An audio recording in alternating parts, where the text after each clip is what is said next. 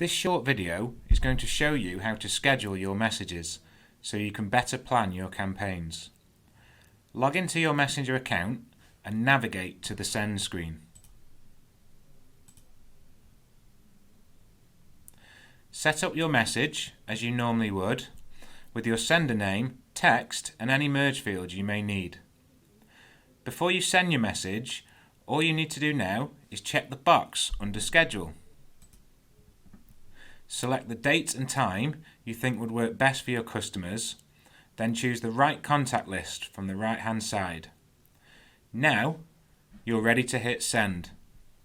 A new window will appear to confirm everything you've put together, including the date and time to make sure you're happy. If you are, all you need to do is click send message and the platform will take care of the rest.